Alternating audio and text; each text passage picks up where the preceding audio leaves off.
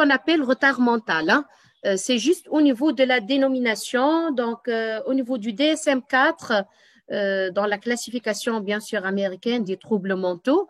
Dans le DSM-4, on parle de retard mental et dans la nouvelle classification, le DSM-5, paru en 2013, ce n'est plus récent, donc on parle de handicap intellectuel parce qu'en fait, ce retard, il va entraîner un handicap sur le plan social, sur le plan scolaire et sur le plan, bien sûr, familial.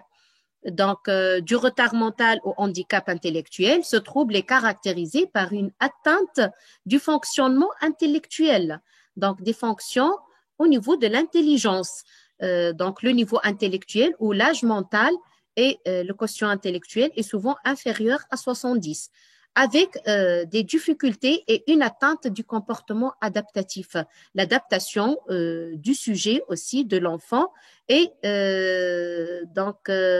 se fait avec difficulté, il y a des problèmes d'adaptation. Donc, c'est un trouble qui débute précocement durant la période développementale, avant l'âge de 18 ans, et il y a plusieurs facteurs organiques, affectifs et sociaux culturels. Donc, les enjeux. Quels sont les enjeux? Quels sont les... Pas partagé. Comment? On n'est pas en train de voir le diapositive. Est-ce que... donc, là, c'est noté, vous êtes en train de partager votre écran. Est-ce que tout le monde ne voit pas les diapositives? Oui. On voit votre écran, mais il n'y a pas le diapositive. On voit le dossier maintenant dans le cours. Les diapos, vous n'êtes pas en train de les voir? Docteur, votre écran est déjà partagé, mais le PowerPoint n'est pas activé. Pas activé. Donc, je vais repartager de nouveau. Hein. D'accord. Merci.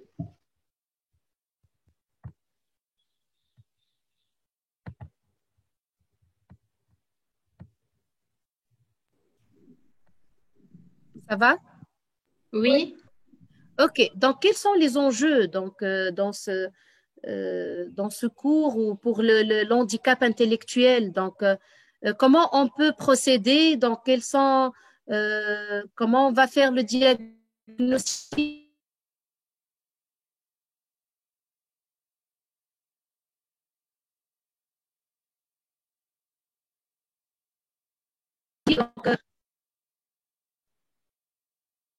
Est-ce que vous m'écoutez?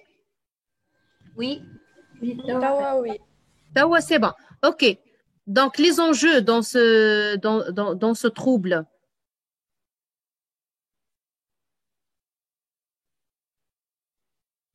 شنو اللي يلزمنا نعرفه شنو هو le plus intéressant? La prise en charge. Là? Comment faire intégrer ces patients? La prise en charge. La prise en charge, mais avant la prise en charge, très bien, la prise en charge, elle est primordiale. Avant la prise en charge, qu'est-ce qu'on doit faire? L'étiologie. Éliminer les causes organiques. Éliminer les causes organiques, donc éliminer tous les diagnostics différentiels, très bien. Et votre ami a parlé d'étiologie, on doit faire une recherche étiologique. Et quoi encore? Classification. Classification, donc on doit connaître le degré de retard mental. Le diagnostic positif. Le diagnostic positif, très bien. Donc on doit reconnaître tout d'abord le retard mental ou le handicap intellectuel, faire le diagnostic positif selon l'âge et donc éliminer les diagnostics différentiels. On doit le quantifier, c'est-à-dire le degré de déficience, on doit chercher l'étiologie et accompagner le patient et la famille. Voilà les enjeux. Donc, le diagnostic positif, il se base sur la clinique tout d'abord, donc avec un entretien minutieux, aussi bien avec l'enfant qu'avec ses parents. Bien sûr, on va aboutir au diagnostic, mais parfois, on a besoin de tests psychométriques, c'est-à-dire d'évaluation intellectuelle, c'est ce qu'on appelle le quotient intellectuel. Donc, la clinique à elle seule, elle peut suffire, mais parfois, on a des difficultés pour distinguer entre un retard mental ou un handicap d'intensité légère et d'intensité moyenne. Donc, dans ces conditions, on va avoir recours à des tests d'évaluation intellectuelle. Donc, le handicap intellectuel regroupe, on trouve dans ce tableau un retard global du développement psychomoteur, c'est-à-dire retard de la marche, retard de la position assise, retard du langage. On va trouver un retard intellectuel, c'est-à-dire donc des acquisitions qui sont inférieures à l'âge. Donc, un enfant, par exemple, de 6 ans, qui doit commencer à écrire, qui doit, normalement, c'est l'âge de la scolarisation, il va connaître les lettres, il va connaître quelques mots. Avec un enfant qui a une déficience ou un handicap intellectuel, il va être incapable de lire ou d'écrire. C'est un retard par rapport à l'âge, donc retard par rapport à ce qui est demandé. Aussi, donc, on va trouver un retard, voire échec dans les apprentissages scolaires. Retard ou échec dans les apprentissages scolaires. Si on essaie d'intégrer l'enfant dans une école, bien sûr, il ne va pas réussir. Et ça dépend du niveau et du degré de l'handicap intellectuel. On va voir les différents tableaux. Donc, le handicap intellectuel comporte un déficit des fonctions intellectuelles, c'est-à-dire un déficit au niveau du raisonnement. Donc, je m'en ai un raisonnement. Exemple. Donc, un déficit du raisonnement. L'enfant qui a des difficultés au niveau du raisonnement. Calcul. Le calcul, ça nécessite parfois un raisonnement. Oui, par exemple, les opérations mathématiques.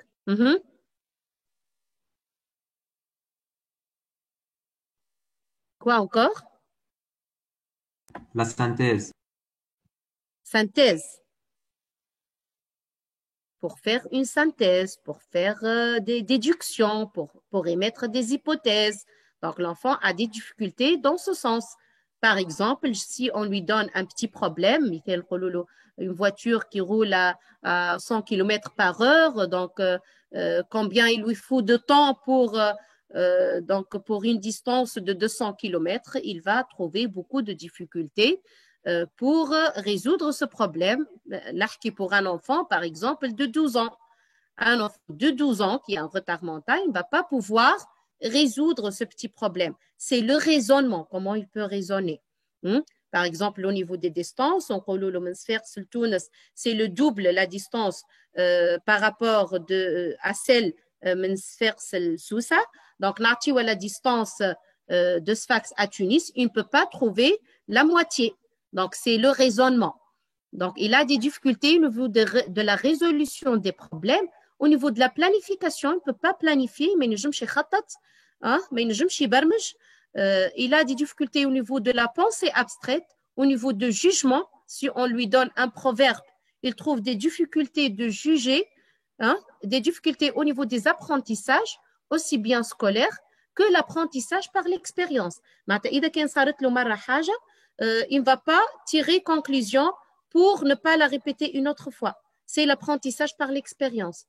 Donc, nous avons des déficits pour les fonctions intellectuelles, mais aussi des déficits au niveau du fonctionnement adaptatif. Donc, l'enfant va trouver des difficultés pour l'accession aux normes habituelles de développement socio-culturel.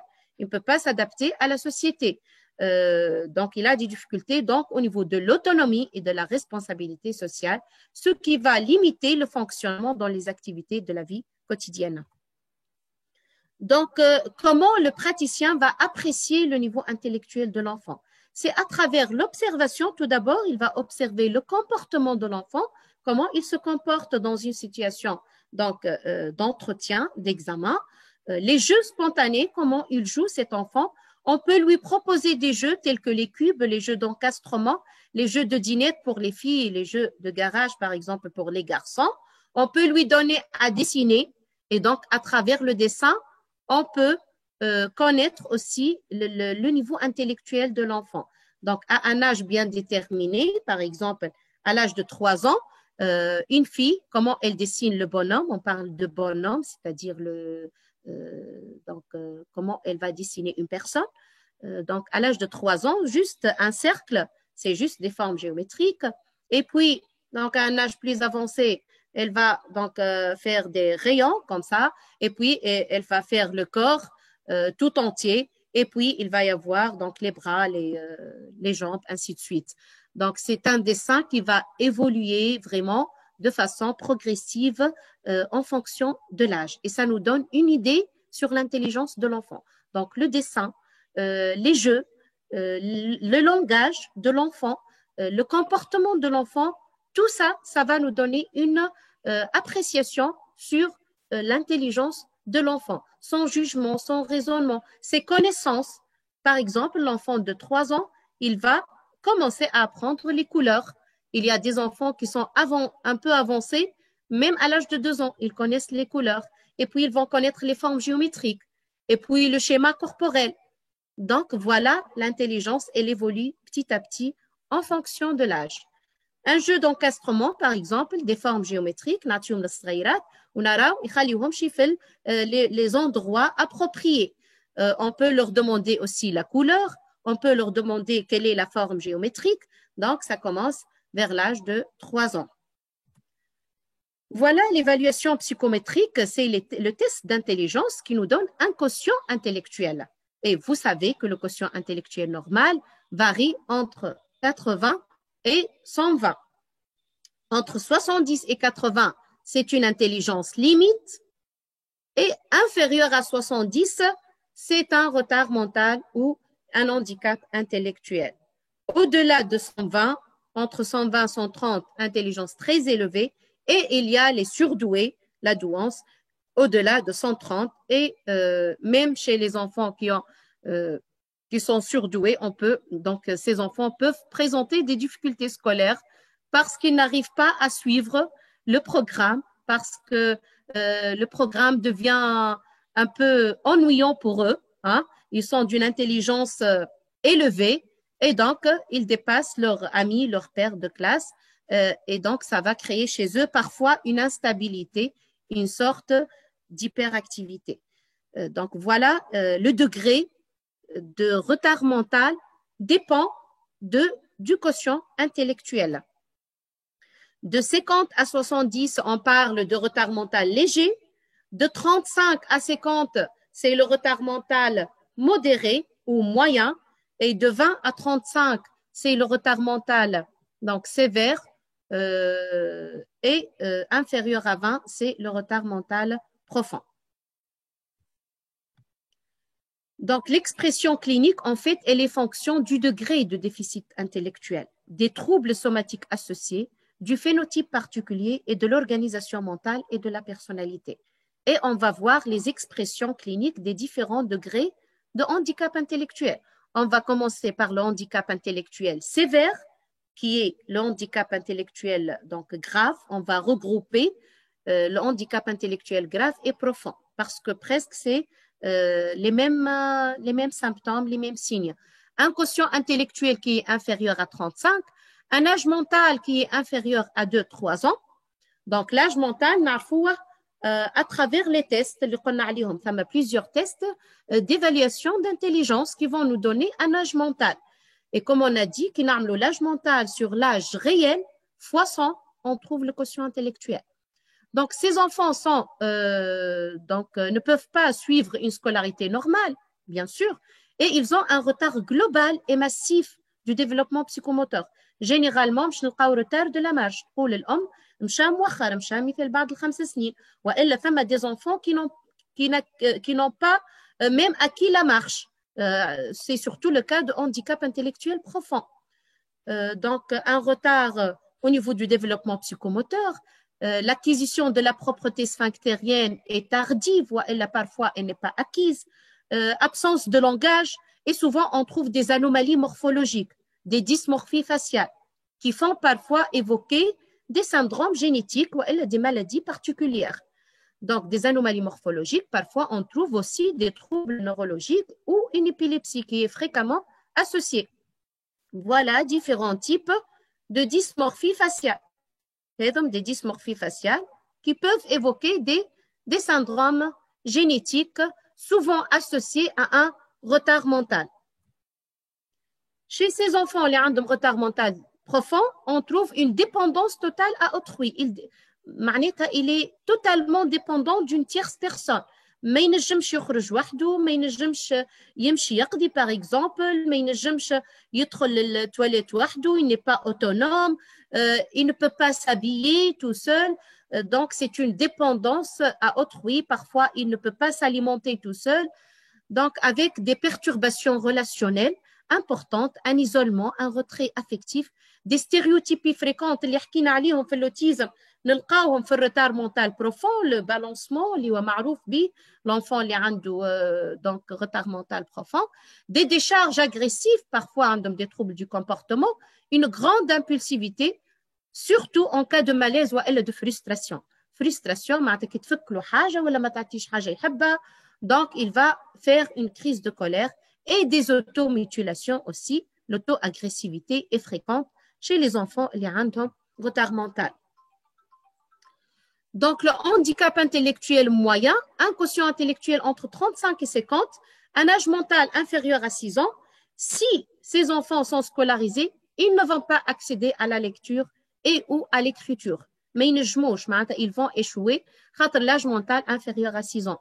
À peine ils quelques lettres, donc, ou bien recopier quelques lettres, mais ils n'accèdent pas vraiment à la scolarisation. نلقاو عند صغيرات هذوما un retard fréquent du développement psychomoteur كيف ما قلنا احنا في الretard mental profond, mais حتى لهنا ثم souvent un retard du développement psychomoteur.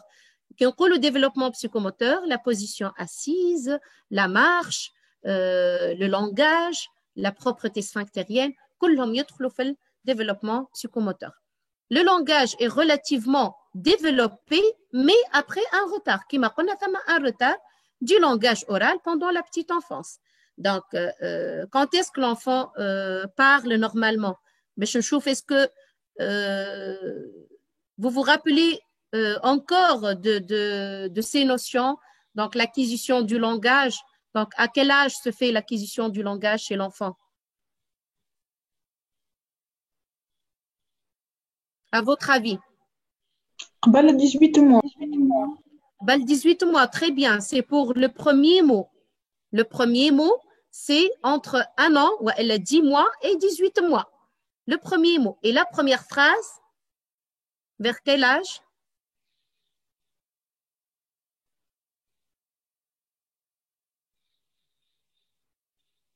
La première phrase, association de 2 mots.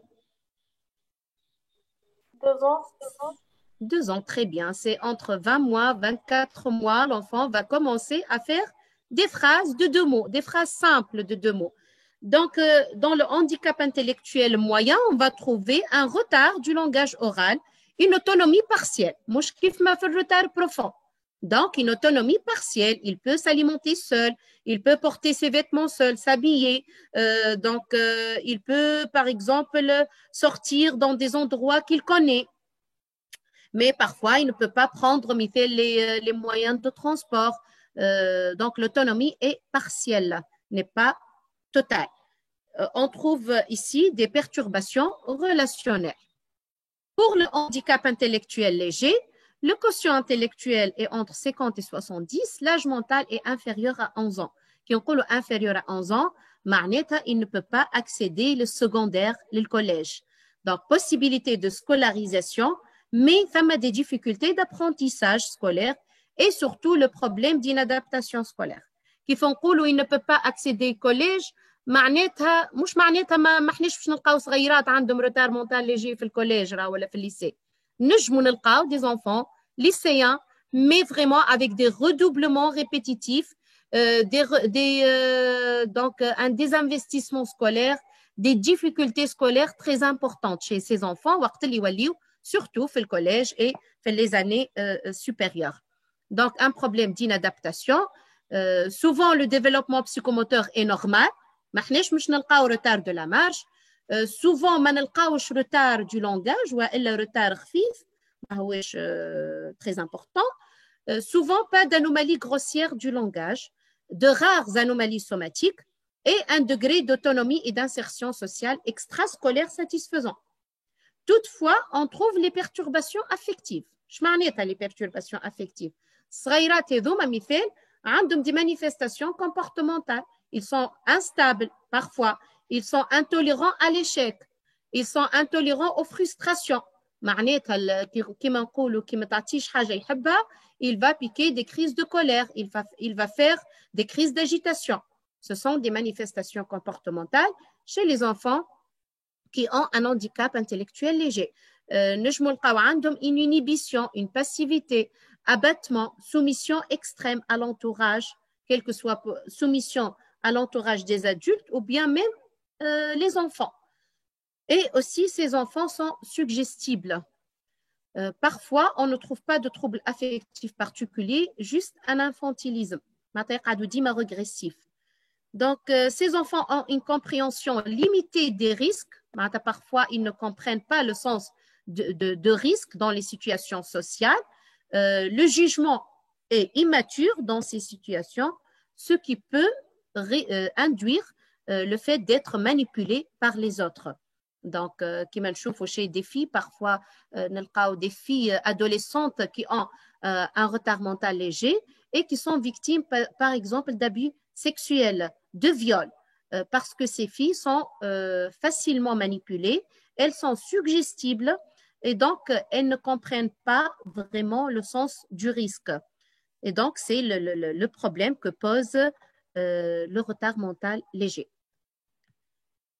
Donc, voilà une remarque qui est importante. Le retard mental, il existe sous deux types. Il y a ce qu'on appelle un retard mental harmonieux ou bien harmonique et un retard mental disharmonique. Je معناتها disharmonique, on va faciliter. مش حاجة صعيبة راهي. Le retard mental disharmonique, c'est qu'il y a d'autres troubles associés. ينجموا يكونوا des troubles affectifs اللي حكينا عليهم, l'instabilité, les troubles du comportement, les troubles caractériels, et ou des troubles de l'organisation de la personnalité. كيف نلقاو صغيرات عندهم retard mental avec des troubles du comportement et des troubles affectifs, des troubles de la personnalité, par exemple, c'est un retard mental disharmonique. ولهنا c'est de plus mauvais pronostics, خاطر مش يوليو bien sûr avec les troubles du comportement, il nécessite souvent une prise en charge pédopsychiatrique, parfois il nécessite un traitement médicamenteux, et aussi les troubles caractériels affectifs, c'est une source d'exclusion, parfois d'inadaptation et de difficultés d'intégration sociale. Est-ce que c'est clair jusqu'à présent? Oui. Donc, est-ce qu'il y a des questions avant de passer à la partie étiologique?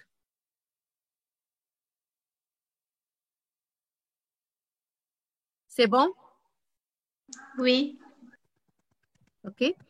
Donc, avant la partie étiologique, le diagnostic différentiel, il faut éliminer d'autres diagnostics tels que l'état démentiel. Vous savez que la démence, normalement, la démence, c'est un sujet qui était riche et qui est devenu pauvre.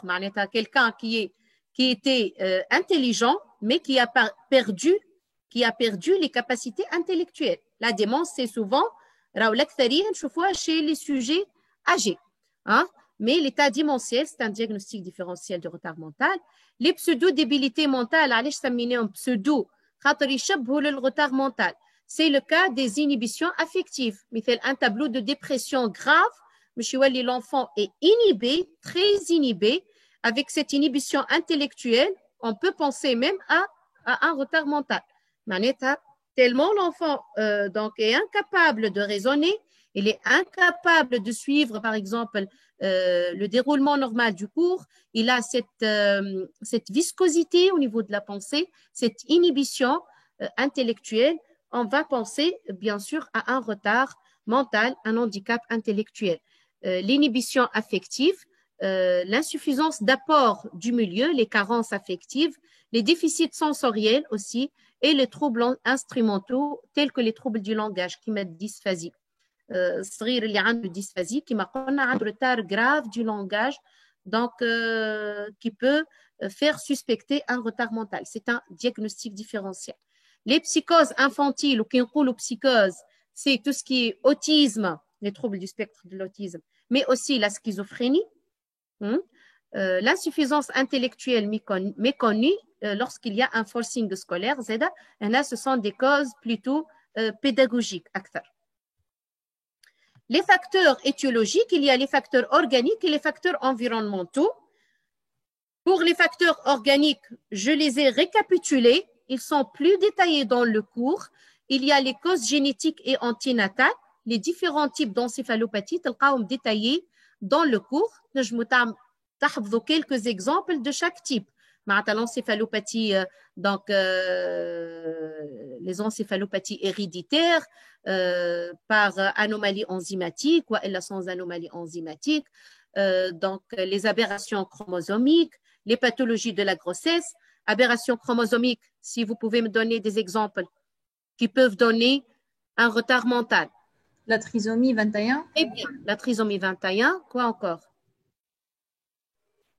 Il y a d'autres syndromes. Le syndrome de Klein. ما سمعتكش بالبيج. Angelman. Syndrome de Klinefelter. Très bien, le syndrome de Klinefelter, le syndrome de Turner, اللي نشوفوه chez les filles, le Klinefelter chez les garçons. Prader-Willi, très bien. Et donc, ce sont des syndromes qui sont en fait génétiques dus à des aberrations chromosomiques et qui vont donner un retard mental associé à une symptomatologie qui dépend de chaque trouble. Il y a les pathologies de la grossesse aussi. À part les causes antinatales, c'est-à-dire qui surviennent avant la naissance, il y a la souffrance périnatale, c'est les accidents à la naissance, c'est l'anoxie cérébrale essentiellement, et les causes postnatales, c'est les affections aiguës et les maladies convulsivantes ou les maladies qui donnent des épilepsies telles que postnatales, les maladies, les épilepsies, les syndromes épileptiques. Le Syndrome de West. Syndrome de West. La méningite. Bon, la méningite, c'est une affection aiguë. La méningo-encéphalite peut donner un retard mental. Pour les maladies épileptiques, c'est le syndrome de West et d'autres syndromes. Lennox-Gastaut, par exemple, c'est une maladie épileptique convulsivante. Donc, on ne parle plus en fait de convulsion, le terme est péjoratif, mais c'est un syndrome épileptique. Hein. Donc, ces syndromes épileptiques peuvent associer un retard mental. Pour les facteurs environnementaux qui peuvent donner un retard mental, on trouve les carences affectives précoces. Il y a des questions? Le syndrome Klinefelter peut être intelligence normale. Le syndrome de Klinefelter peut être associé à une intelligence normale, mais parfois on trouve des difficultés des apprentissages chez ces enfants, ou bien dans quelques cas on trouve des retards mentaux. Très bien, c'est une bonne remarque. Donc, même la trisomie, peut être associée dans certains cas à une intelligence normale. Madame, dans une autre question. Dans d'autres cas, il est associé à un retard léger, un retard mental léger. Oui. Madame, il y a l'hypothyroïdie.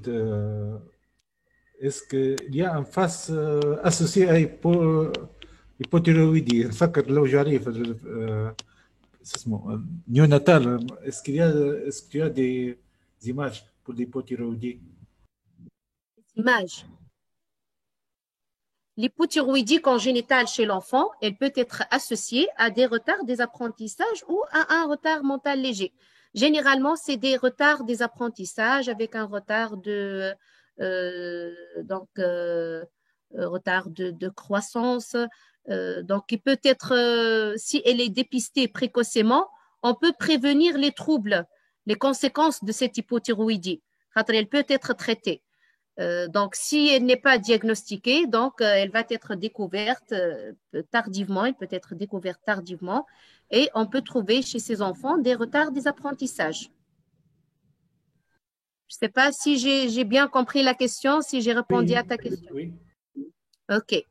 Donc, les facteurs environnementaux, c'est essentiellement les carences éducatives et les carences affectives précoces qui vont donner une sorte de pseudo-débilité.